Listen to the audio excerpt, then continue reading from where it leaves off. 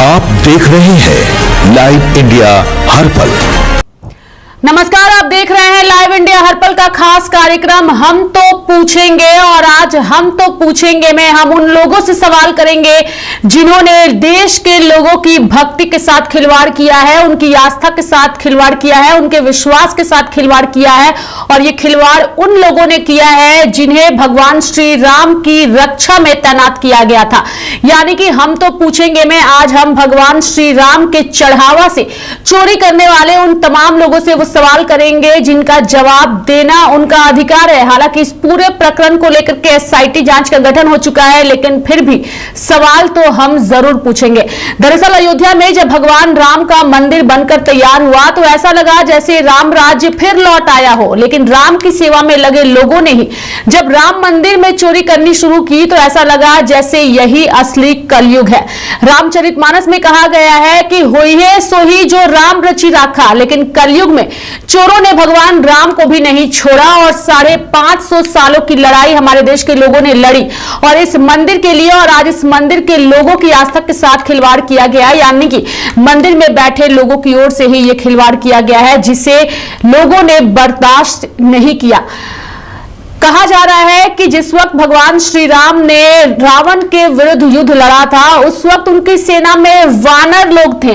अच्छा था कि उस वक्त उनकी सेना में वानर थे, लेकिन अगर आम आदमी होते, हमारे जैसे लोग होते तो शायद रावण के सोने की लंका देख करके उनका मन पिघलता और शायद वो राम के खिलाफ हो जाते और रावण के साथ मिलकर के सोने की लंका का मजा लेते। और शायद इसलिए उनकी सेना में इंसान नहीं थे और वानर थे, और इसलिए आज ये एक उदाहरण के तौर पर पेश किया जा रहा है। रामलला के मंदिर में चोरी हुई और ऐसे में धीरेन्द्र शास्त्री कैसे चुप रहेंगे। धीरेन्द्र शास्त्री ने कहा है कि सीता का हरण करने वाले रावण को जब इस दुनिया को छोड़कर जाना पड़ा तो फिर राम के घर में चोरी करने वाले लोगों को कैसे माफ किया जाएगा। धीरेन्द्र शास्त्री का पहले हम आपको ये बयान सुनाते हैं कि रामलला के घर में हुई चोरी से वो कितने ज्यादा आक्रोशित हैं और उन्होंने क्या कहा है कि माता सीता का हरण करने वाले के पूरे खानदान को खत्म कर दिया गया और भगवान श्री रामलला के मंदिर में चोरी करने वालों का भी यही अंजाम होगा। हालांकि इस पूरे प्रकरण पर जांच चल रहा है, लेकिन सबसे बड़ा सवाल यही है कि जिन लोगों पर भगवान राम के भक्तों की श्रद्धा को संभालने की जिम्मेदारी थी उन्होंने ही भक्तों की श्रद्धा के साथ खिलवाड़ कर दिया। मंदिर की प्राण प्रतिष्ठा को अभी महज 4 साल हुए ही थे और इन 4 सालों में ही मंदिर के साथ ऐसा खिलवाड़ कर दिया गया। यानी कि भक्त की आस्था के साथ खिलवाड़ होना सिर्फ पैसों की बात नहीं बल्कि उनके विश्वास और उनकी श्रद्धा से किया गया वो मजाक है जिसे राम भक्त छोड़ने वाले नहीं है। विपक्ष भी सरकार को घेरती नजर आ रही है। विपक्ष का क्या कहना है वो तो हम आपको सुनाएंगे, लेकिन इससे पहले हम सीधे चलेंगे हमारे सहयोगी अंकुर के पास जो इस वक्त हमारे साथ जुड़े हुए हैं। अंकुर, चूंकि हमारा यह खास कार्यक्रम है हम तो पूछेंगे और आज भगवान राम लल्ला के घर में चोरी हुई है। हालांकि इस पूरे प्रकरण पर एसआईटी जांच का गठन हुआ है, जांच चल भी रहा है, लेकिन सवाल यह है कि जिसे लोगों की श्रद्धा भक्ति से चुना गया था भगवान श्री राम की हिफाजत के लिए, उन लोगों ने भगवान के घर में ही चोरी कर डाली। अंकुर,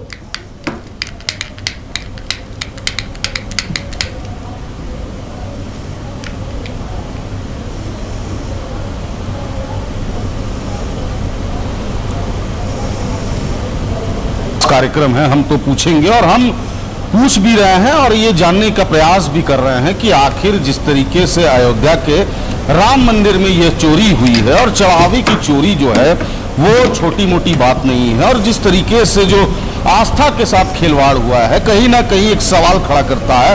और यही वजह है कि हम ये सवाल पूछ रहे हैं और हम लगातार ये सवाल पूछ रहे हैं क्योंकि जिस तरीके से अगर रामलला के मंदिर में इस तरह की घटना घटती है तो अपने आप में एक शर्म की बात है, क्योंकि जिस तरीके से तमाम लोग वहां पहुंचते हैं, हजारों लाखों की संख्या में श्रद्धालु पहुंचते हैं, एक मन्नत रहती है, एक कामना रहती है और कहीं ना कहीं वो खिलवाड़ किया जा रहा है लोगों के आस्था के साथ। जिस तरीके से लोग चढ़ावा देते हैं, गुप्त दान करते हैं और कहीं ना कहीं लाखों करोड़ों रुपए जो है वो ट्रस्ट में जमा होता है और ऐसे में इन सब के बीच इस तरह की घटना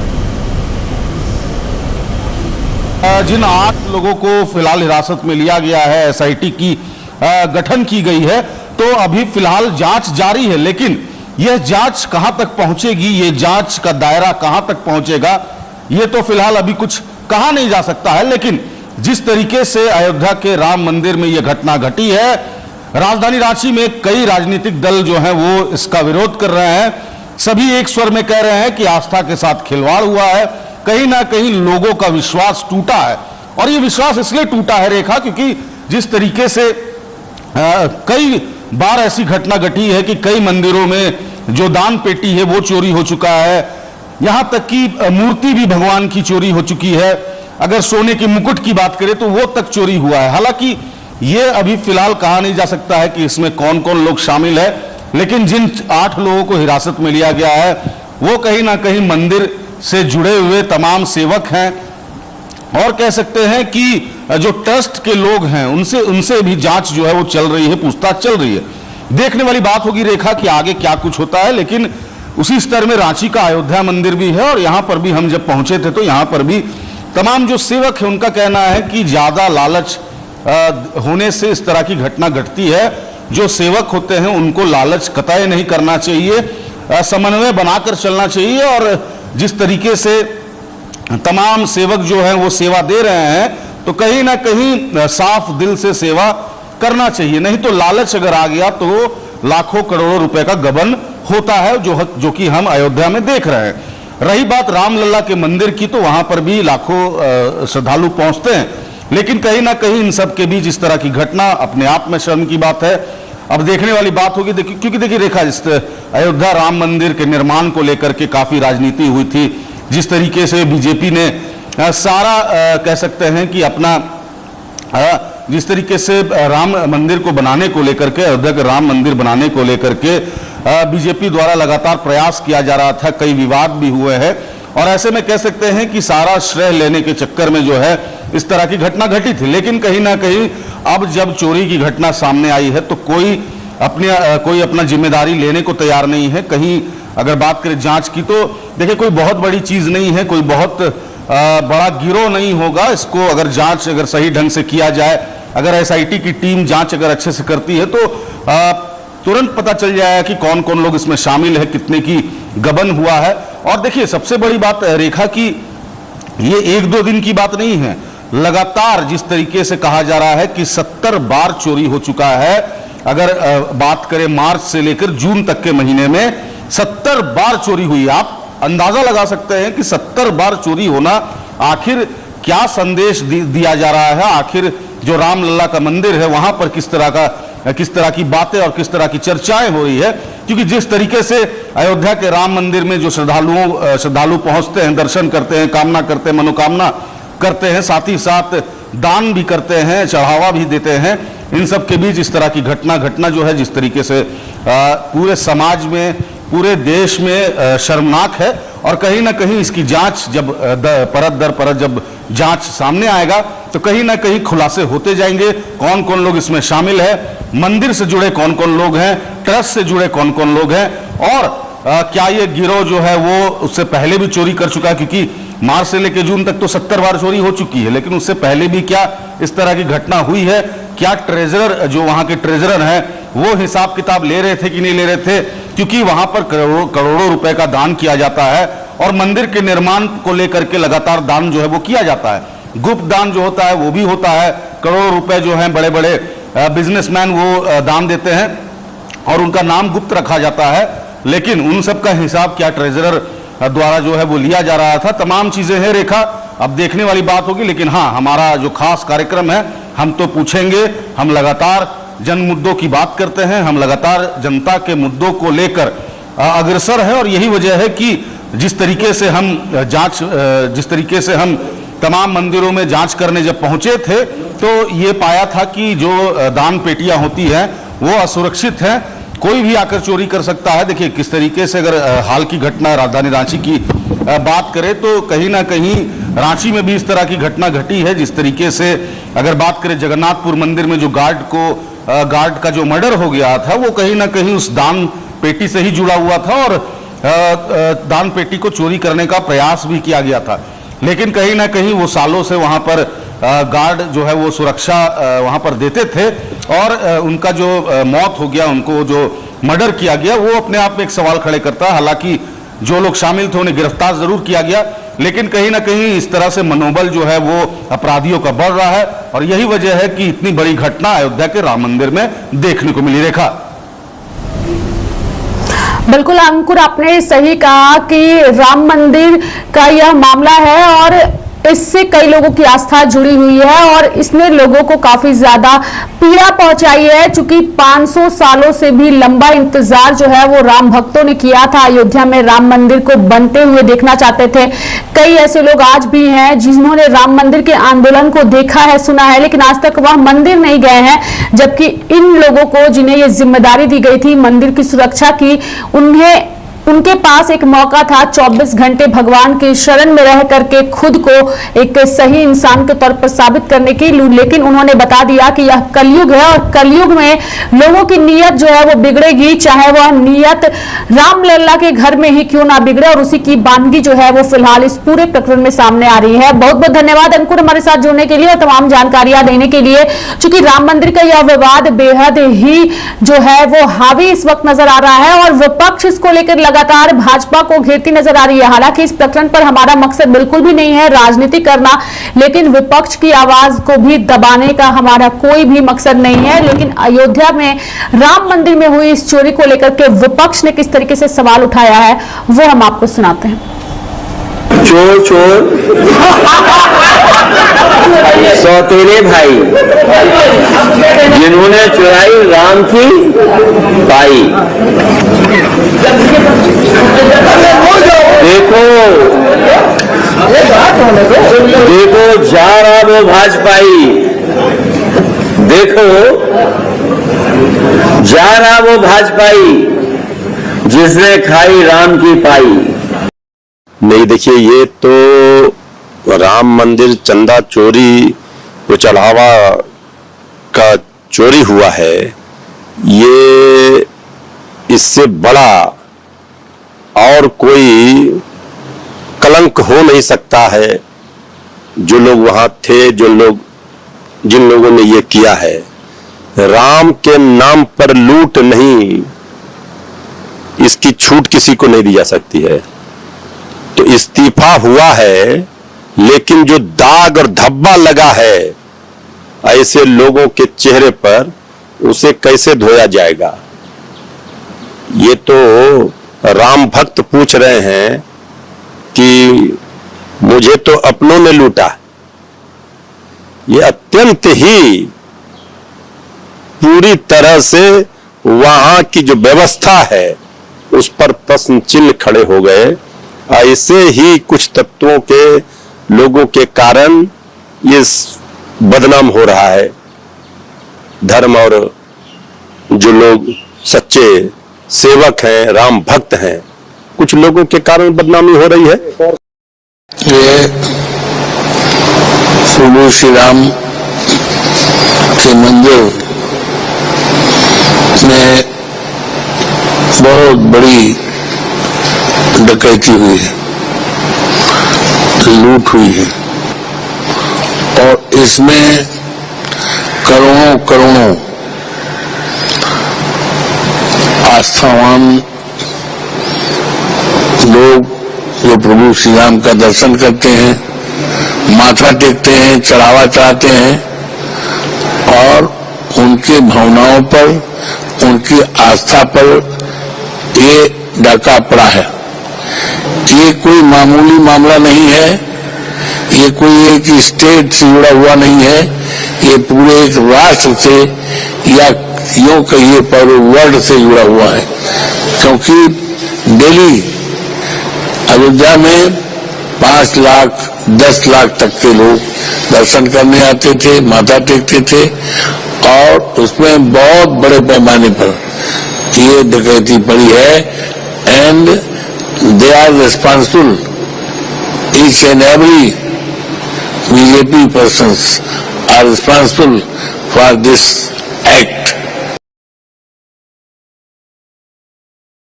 बात ये है, आपका भी लाख से रुपया ज्यादा आपने 1 लाख 11,000 मैंने दिया था। तो वो कहाँ शिवराज सिंह चौहान ने 1 लाख दिया था, मैंने 1,11,000 दिया। अब पता नहीं कहां गया, मैंने तो चेक से दिया था। दूसरी बात कि मोदी जी ने पूरा ट्रस्ट के नुमाइंदे तय किए, आज तक मोदी जी चुप है। अगर 1,000 रुपए की चोरी हो जाए तो एफआईआर कटती है। इस प्रकरण में खुलेआम पता लगा कि बड़े तादाद में लूट हुई है, एफआईआर दर्ज नहीं हुई। अब जाके एफआईआर दर्ज हुई जब एसआईटी की रिपोर्ट आई है, और उसमें भी सबको जुडिशियल कस्टडी में भेज दिया। अरे पुलिस को रिमांड लेना चाहिए था। That people from all over the country, those who believe and those who have faith, gave donations, and now those donations have been stolen. I think it is tragic. I think it is shameful, and the government needs to inquire into what has happened, how it has happened, and why it has happened. Yes, many did. In fact, it was a big drive, and so they should also be responsible. If people have given, women have given from their savings, from their homes, the poor people have given. It's not just funds that have been given by big corporates. These are funds which have been collected from every citizen, and there was a drive to collect them. So who is responsible? If you collected them, it's your responsibility to keep them safe. तो अयोध्या के राम मंदिर में चंदा चोरी प्रकरण में विपक्ष लगातार राज्य सरकार को, केंद्र सरकार को घेरती नजर आ रही है और इस पूरे प्रकरण को लेकर के सवाल भी उठा रही है। लेकिन इस बीच क्या मंदिर में जो सुरक्षा व्यवस्था होती है वो इतनी कमजोर होती है कि इस तरीके से चोरी कर लिया जाए? और अयोध्या जैसे एक बड़े मंदिर की, जिस पर पूरे विश्व की नजर जो है इतनी ज्यादा है, अगर आप कभी अयोध्या गए होंगे तो आपने देखा होगा कि वहां पर सुरक्षा व्यवस्था इस कदर चाक चौबंद है कि आपका मोबाइल फोन भी आपको अंदर ले जाना अलाउड नहीं होता है। यानी कि एक परिंदा भी उस मंदिर में पर नहीं मार सकता। लेकिन इतनी बड़ी लापरवाही हुई कि मंदिर के अंदर बैठे लोगों ने ही, सुरक्षा में लगे लोगों ने ही पर भी मारा है और चंदा चोरी भी किया है, और इसी वजह से लगातार उस पर सवाल भी उठ रहे हैं। ऐसे में हमारे सहयोगी अंकुर की बात करें तो रांची में अयोध्या के राम मंदिर की तर्ज पर बन रहे एक मंदिर का जायजा लिया है। वहां पर किस तरीके से सुरक्षा व्यवस्था है, अयोध्या में राम मंदिर में हुए चंदा चोरी को लेकर के जो मंदिर के पुजारी हैं वो किस तरीके से इस पूरे प्रकरण को देख रहे हैं, उनसे खास बातचीत की है और रांची के उस मंदिर का जायजा लिया है हमारे सहयोगी अंकुर ने।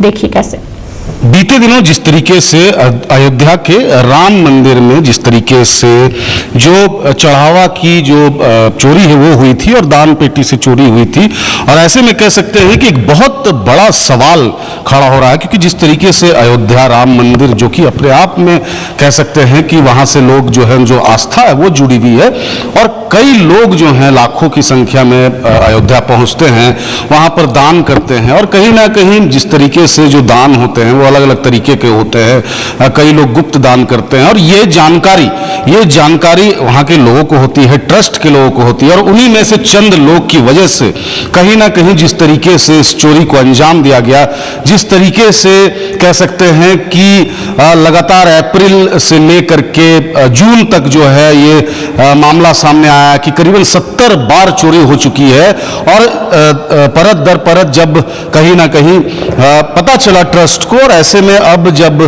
तमाम जो लोग दोषी ठहराए गए हैं, करीबन 8 लोग को हिरासत में लिया गया है, और उनमें से कई लोग जो हैं वो मंदिर से ही जुड़े हुए थे। इस वक्त हम रांची के तपोवन मंदिर में हैं, और यहां पर भी देखिए, यहां पर भी झारखंड से हजारों की संख्या में श्रद्धालु पहुंचते हैं। देखिए दान पेटी भी यहां पर रखा हुआ है, और यहां पर जिस तरीके से मंदिर में देख रेख किया जाता है, मंदिर का ख्याल रखा जाता है, श्रद्धालु जो है वो पहुंचते हैं और दान, यहां पर दान पेटी जो बना हुआ है, यहां पर दान करते करते हैं। यहाँ पर भी कई ऐसे श्रद्धालु हैं जो कि गुप्त दान करते हैं और एक बड़ी संख्या में जो दान है वो यहाँ पर भी होता है। यहाँ की अगर बात करें तो यहाँ पर भी सुरक्षा है, यहाँ पर भी तमाम जो देखरेख करने वाले इस मंदिर परिसर में तमाम जो महंत हैं, तमाम जो सेवक हैं, वो कहीं ना कहीं तत्पर रहते हैं और यही वजह है कि अभी तक यहाँ पर कोई शिकायत नहीं मिली है। लेकिन आगे चल करके कोई शिकायत ना मिले, आगे चल करके जिस तरीके से अयोध्या में चोरी का जो घटना हुई है उसे लेकर के राजधानी रांची के तपोवन मंदिर में किस तरीके से यहाँ पर तैयार है। हमारे साथ सेवक हैं अयोध्या राम जी। अयोध्या राम जी, जिस तरीके से तपोवन मंदिर में जो देखने को मिला, जो चोरी हुई, और खासकर कह सकते हैं कि लोगों का आस्था जुड़ा हुआ है, लोग कहीं ना कहीं दान करते हैं, कई लोग गुप्त दान करते हैं, इन सब के बीच वहीं के लोग शामिल हैं और ऐसी घटना को अंजाम जो है वो दिया जा रहा है। नहीं, ये तो गलत है, ऐसा नहीं होना चाहिए। लेकिन बात होता है कि धन अचानक देख लेने पे मन में लालच उत्पन्न हो ही जाता है, लेकिन फिर भी यदि भगवान के प्रति प्रेम है तो वैसा नहीं विचार उत्पन्न होना चाहिए, और यदि वैसा किए हैं तो वो गलत है, उनको तो सजा होनी चाहिए न्याय संगत।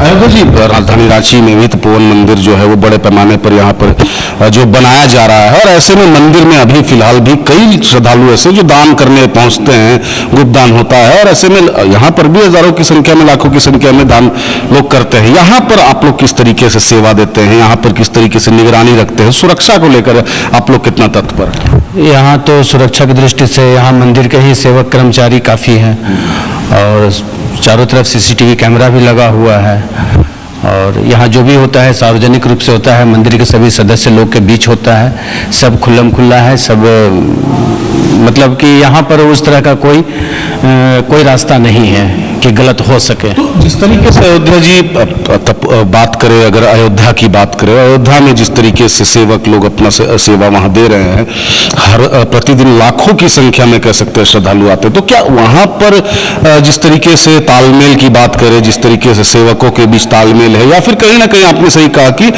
धन देखने के बाद एक लालच बढ़ जाती है, तो क्या वहाँ पर, चूंकि आप भी अयोध्या जाते आते रहे होंगे और ऐसे में कह सकते हैं कि अभी फिलहाल महंत जी भी अयोध्या में है, तो वहां पर आप लोग क्या देखते हैं और वहां पर अगर किसी चीज की कमी है तो ये भी आप बताएं कि वहां पर उसे सुधारा जा सके। नहीं, बात है कि यहाँ से जाने के बाद तो केवल भगवान का दर्शन होता है और वहाँ की विधि व्यवस्था तो वहाँ के जो कर्मचारी है, वहाँ का जो संगठन है या वहाँ के जो ट्रस्टी हैं, इन लोगों पर डिपेंड करता है।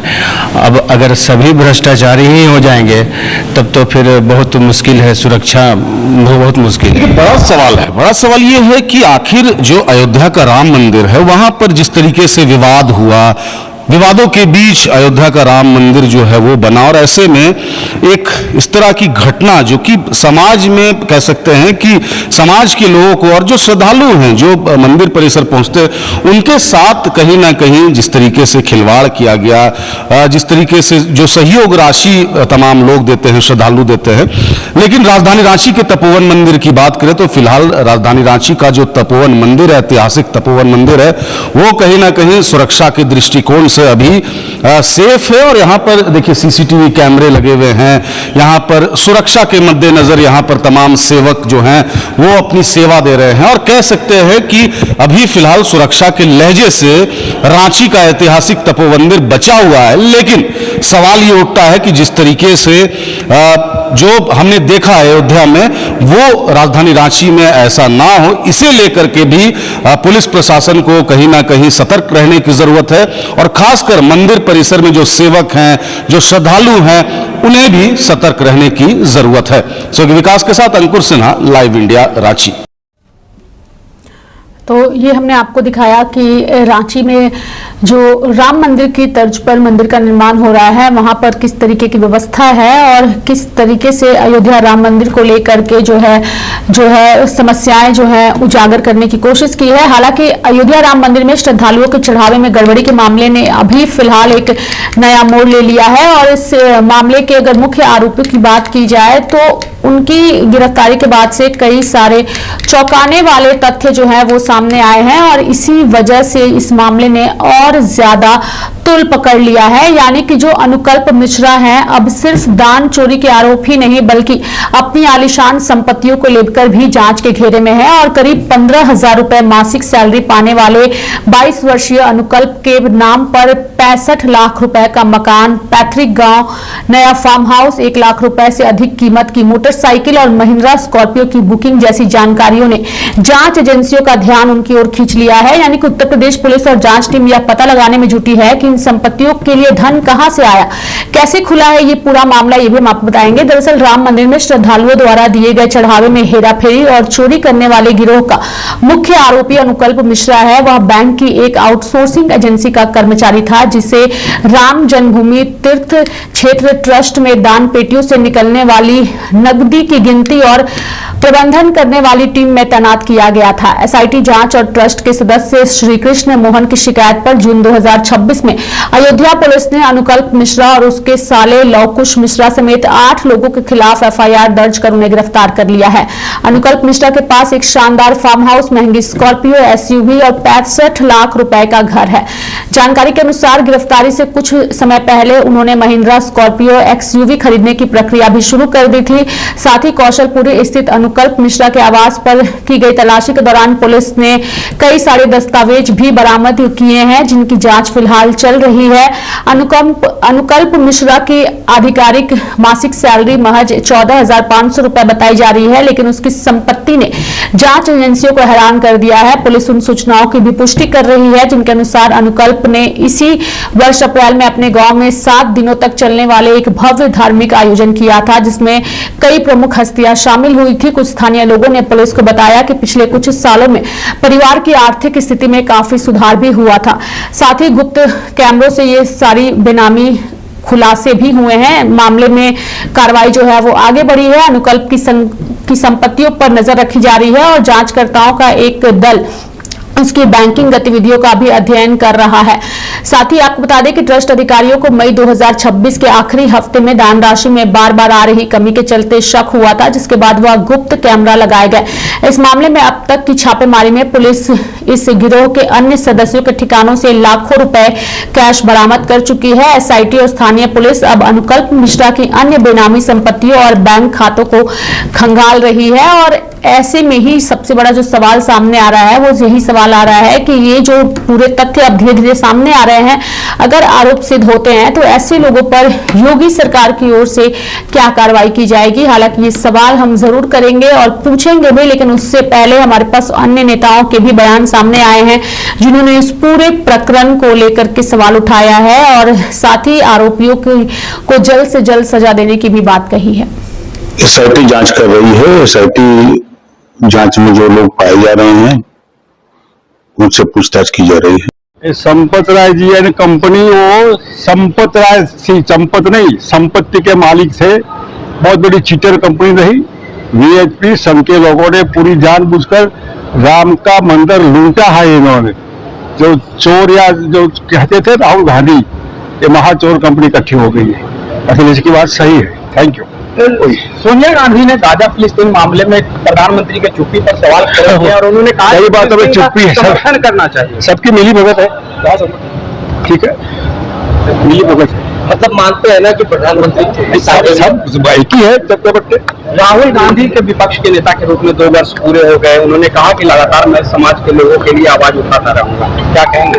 करते रहिए, लेकिन घर के अकॉर्डिंगली अच्छी बात। आप सर बिहार आए, क्या कार्यक्रम है? खैर महाराणा प्रताप जी का स्टेचू का अनावरण है, इसलिए अभी मोदी की इच्छा भी हमारे पैसा है। हमारे समाज का, हिंदू समाज का बहुत बड़ा यहाँ योगदान है, तो हमने कहा चलो इसलिए कल आए। कल तो मैं किसी को लेकर क्या बोलूंगा। मैंने तो पहले दिन जब एनआई पे आए थे तो मैंने पहले ही दिन कहा था, समाचार जो इलेक्ट्रॉनिक चैनल थे उसमें भी मैंने कहा था कि ये वो लोग हैं जो राम मंदिर आंदोलन में शामिल नहीं हुए। कांग्रेस के लोग, समाजवादी पार्टी के लोग, कम्युनिस्ट, आम आदमी पार्टी के लोग, जो राम मंदिर में तमाम तो ऐसे थे जो राम के अस्तित्व को चुनौती देते थे।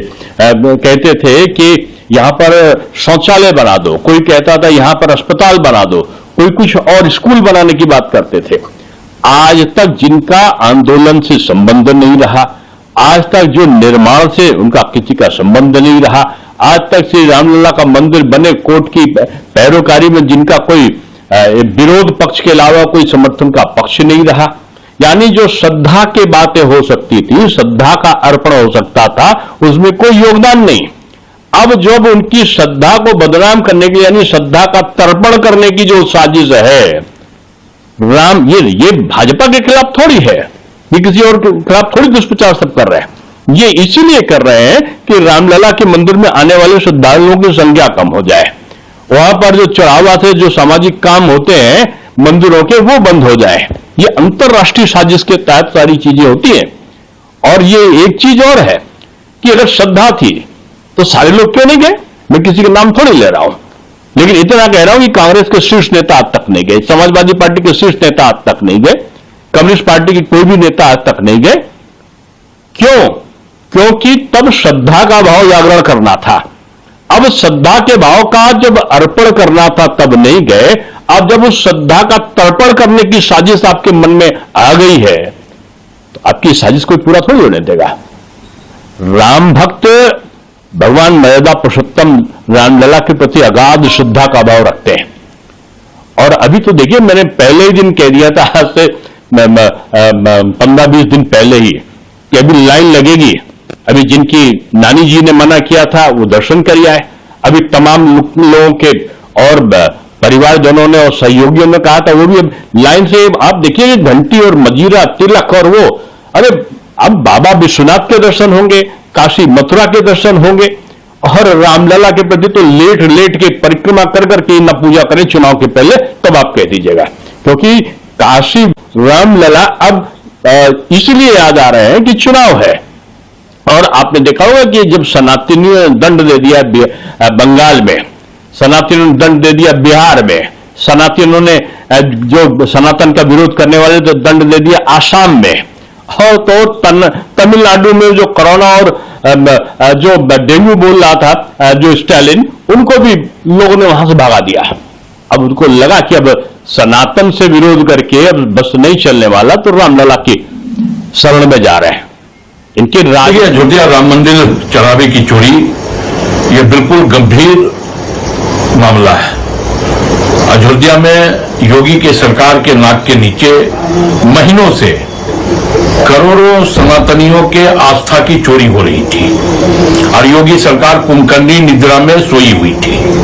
तो स्वाभाविक तौर पे हमें लगता है कि योगी सरकार को इसके लिए निष्पक्ष जांच करवाना चाहिए और कौन इसका मास्टरमाइंड है, गिरफ्तारी उसकी सुनिश्चित होनी चाहिए। झारखंड राज्य धार्मिक न्यास बोर्ड भी अयोध्या मामले के बाद स्वाभाविक तौर पे काफी गंभीर है और झारखंड में जो भी मंदिर है उन तमाम मंदिरों का आय व्यय का ब्यौरा झारखंड राज्य धार्मिक न्यास बोर्ड भी लगातार लेते रहती है। तो हम इस पर काफी संजीदा है, हम इस पर काफी गंभीर भी हैं और झारखंड में इस प्रकार की घटना ना हो, इस प्रकार सनातनियों के आस्था पर कुठाराघात ना हो, झारखंड राज्य धार्मिक न्यास बोर्ड इसके लिए पूरी तरह से संजीदा है और हमें लगता है कि झारखंड में इस प्रकार की घटना नहीं घटेगी, क्योंकि यहाँ की सरकार भी संवेदनशील है और यहाँ आवाम भी संवेदनशील है। पैसा तो कोष है, तो जो कोषाध्यक्ष है उसका नाम आप लोग भी नहीं ले रहे। जरूर कोई इसमें साजिश है कि उनका नाम धीरे से बचाए रहो, चंपत राय पे फोड़ दो। अरे भाई, कोषाध्यक्ष पैसे में हेरी फेरी हो, गड़बड़ी हो तो उसके लिए पहला जिम्मेदार तो कोषाध्यक्ष होता है। तो गोविंद देवगिरी वो कोषाध्यक्ष है वहां पर, आप लोग उनका भी नाम नहीं ले रहे हैं। कोष में गड़बड़ी है तो कोषाध्यक्ष बिल्कुल बाइज्जत बरी है। क्यों? क्योंकि वो प्रधानमंत्री के मुंह में चम्मच डाल करके उनको चरणों तक पिलाता है और फिर उनकी जूठी चम्मच लेकर के साधु के बेस में खड़ा रहता है। इसलिए आप उसको भी बचा रहे हैं। कोषाध्यक्ष की जिम्मेदारी पहली बनती है कि नहीं? पहले कोषाध्यक्ष की जिम्मेदारी है, फिर अनिल मिश्रा वहां पर क्योंकि सब कामों में लगे रहते हैं उनकी जिम्मेदारी है, उसके बाद चंपत राय की तीसरे नंबर पे जिम्मेदारी है। लेकिन आप लोग चंपत राय को नंबर 1 पे रख दे रहे हो, ये कहां का न्याय है? इसलिए इसमें जिम्मेदार पूरी तरह से प्रधानमंत्री कार्यालय है, क्योंकि प्रधानमंत्री कार्यालय ने ही ये ट्रस्ट बनवाया। 1 रुपया सरकारी खजाने से निकाल करके ट्रस्ट बनाया गया। अपने आदमी अपने मन से उन्होंने चुन चुन करके रखे और उन्हीं से निर्माण, उन्हीं से संचालन, उन्हीं से सब कुछ करवाया।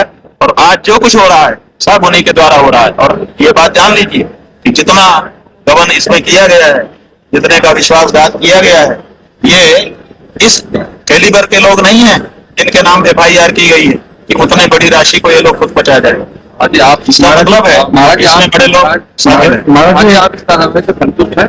इस कार्रवाई से कार्रवाई हुई, क्या कार्रवाई हुई है बताइए, क्या कार्रवाई हुई? दूध का दूध, पानी का पानी। बात यह है कि आपने कहा कि SIT बन गई। SIT कैसे बन सकती है? इन्वेस्टिगेशन जो चीज है, एस के बाद जो IT आई है, आई का मतलब इन्वेस्टिगेशन है, तो इन्वेस्टिगेशन तो FIR के बाद शुरू होता है, तो ये तो इन्वेस्टिगेशन है नहीं, तो SIT कैसे बन गई? SIT होने के लिए इन्वेस्टिगेशन का होना जरूरी है, तो जब FIR ही नहीं तो इन्वेस्टिगेशन किस चीज का? तो आप लोगों ने खूब प्रचार किया SIT बन गई, SIT बन गई। कोई क्या कहे भाई, आप ही का ट्रस्ट है, आप ही की सरकार है, आप ही का मीडिया है, कोई कुछ क्या कह सकता है? अगर बहुत हो रहा है ऐसा जो नहीं होना चाहिए। महाराज जी, क्या दूध का दूध पानी का पानी हुआ? दूध का दूध पानी का पानी ऐसा है कि जब दूध ही दूध हो जी, पानी हो ही ना, तो दूध का दूध पानी का पानी कैसे होगा? समझ रहे हैं? माने दूध का दूध पानी का पानी तब होता है जब कुछ अच्छा हो और कुछ बुरा हो, तो आप दोनों को मत करके निकाल देंगे कि इतना अच्छा इतना बुरा, अच्छा चोरी इतना सही। यहाँ तो एक ही एक है, आप क्या निकालोगे मत। देखिए, ये प्रभु श्री राम के मंदिर में चढ़ावा और चंदा, दो मामले हैं। चंदा तो तब है जब मंदिर बना नहीं था, तब से चंदा चल रहा है बहुत दिनों से, और चढ़ावा की शुरुआत हुई है जब प्रभु श्री राम की प्राण प्रतिष्ठा हो गई 24 में, तब चंदा, तब चढ़ावा बहुत बड़ी तेज गति से एक दिन में 5 लाख, 6 लाख, 10 लाख तक प्रभु श्री राम के प्रति आस्थावान लोग आते थे और पूरे देश के आते थे। ये मामला राष्ट्रव्यापी हो गया है। अब ये यहाँ के योगी जी मुख्यमंत्री हैं उत्तर प्रदेश के, ये उत्तर प्रदेश का तो मामला रह ही नहीं गया है। बेकार में योगी जी बोलते हैं, ये तो राष्ट्रव्यापी मामला है और राष्ट्रव्यापी एक बड़ा मामला है। ये करोड़ों आस्थावान लोगों से जुड़ा हुआ मामला, जिनकी संख्या करोड़ों में है, असंख्य है।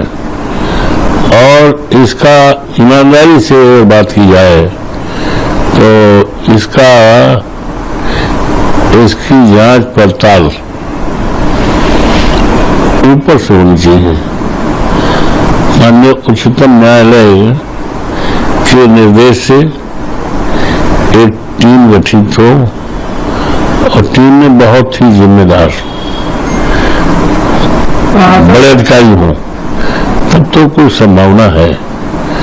और जांच SIT का गठन होगा, जो लोग हैं सब न तो हटाए गए, न तो बाहर किए गए मंदिर से, तो उनको सबसे पहले मंदिर से बाहर कर देना चाहिए और ट्रस्ट को तत्काल प्रभाव से सस्पेंड कर देना चाहिए था, और जितने पदाधिकारी हैं बाहर कर देना चाहिए था, तब SIT अपना काम शो करता। ऐसा नहीं किया तो योगी जी तो परेशान है, क्या करें। योगी जी तो हर चौथे 5 दिन जाते थे अयोध्या, और सप्ताह में 2 बार योगी जी आते थे। तो क्या योगी जी को ये लूटपाट की जानकारी नहीं हुई थी? जरूर नहीं होगी भाई, मुख्यमंत्री हैं, सरकार के बड़े हाथ होते हैं, खुफिया होता है, इंटेलिजेंस तमाम सोर्सेज होते हैं, तो अब तो कुछ कर नहीं पाए। तो अखिलेश जी पर तो इसलिए बात कर रहे हैं, अखिलेश जी की बढ़ती लोकप्रियता से घबराए हैं, पीडीए की लोकप्रियता से घबराए हुए हैं और आने वाला 27 का चुनाव पूरी तरह से बीजेपी जो आज कटघरे में है पूरी तरह से ये पराजित होगी और राम मंदिर से ही इनकी देश में सरकार बनी थी और राम मंदिर से ही इनकी सरकार जाएगी। पहले जाएगी उत्तर प्रदेश में 27 में, और क्योंकि आज अगर विश्वास किसी पर बड़ा है तो अखिलेश यादव बड़ा है और विश्वास घटा है तो बीजेपी घटा है और बीजेपी सरकार से घटा। तो ये जानते हैं, इसलिए परेशान है वोट वोट के। तो आपने यहाँ सत्ता पक्ष और विपक्ष दोनों ही पार्टियों के नेताओं को सुना और अब जो जनता का सवाल है वो यही है कि क्या योगी सरकार आरोप सिद्ध होने पर आरोपियों के घरों पर भी बुलडोजर चलाएगी। मामले की जांच चल रही है। विपक्ष सवाल उठा रहा है रामलल्ला के चरणों में लाखों करोड़ों श्रद्धालुओं ने अपना चढ़ावा रामलल्ला को चढ़ाया और फिर उस चढ़ावे को कैसे चोरी कर ली गई, यानी कि राम मंदिर के प्रांगण में जहां एक परिंदा भी पर नहीं मार सकता था वहां पर अपने ही लोगों ने न केवल पर मारा बल्कि कई तरह के सवाल भी जो है वो उठा दिए हैं। यानी कि अयोध्या में 14 जगहों पर दान पात्र लगे हैं, श्रद्धालु आते हैं और लाखों चढ़ावा चढ़ाते हैं, कुछ सिक्कों के माध्यम से, कुछ नोटों के माध्यम से, तो कुछ सोने चांदी के माध्यम से। उसके बाद कर्मचारियों की देखरेख में उसे खोला जाता है, गिना जाता है और फिर एसबीआई को जमा कर दिया जाता है। लेकिन आरोप ये लग रहे हैं कि पिछले कुछ महीनों से यहाँ गड़बड़ी है।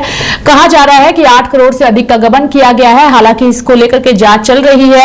कहा जा रहा है कि गिनती के दौरान जो रकम बैंक पहुंची वो अलग है। पहले ट्रस्ट को शक हुआ, अंदरूनी जांच हुई और फिर यूपी सरकार ने 3 सदस्यीय एसआईटी का गठन किया। जांच चल रही है लेकिन ये मामला अब राष्ट्रीय स्तर पर जो है वो पहुंच चुका है। साथ ही सीसीटीवी फुटेज भी नहीं मिल रहा है, यानी कि पारदर्शिता भी नहीं है। गरीबों के पैसों के साथ खिलवाड़ ये बर्दाश्त नहीं करेगा राम भक्त, और रामलल्ला के साथ इस तरीके से जो खिलवाड़ हुआ है उसके बाद हर कोई यह पूछ रहा है कि आखिर लोगों की भावना के साथ ऐसा मजाक क्यों किया गया।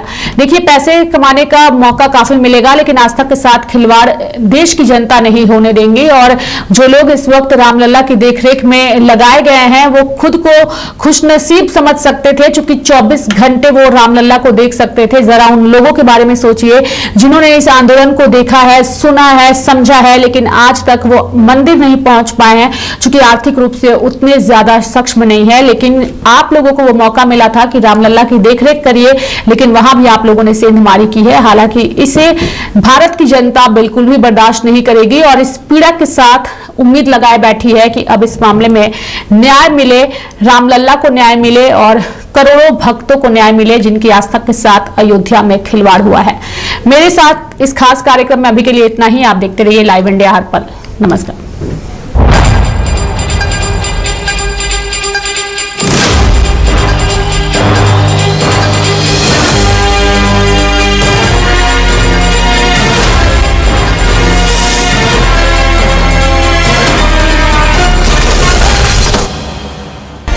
आप देख रहे हैं लाइव इंडिया हर पल।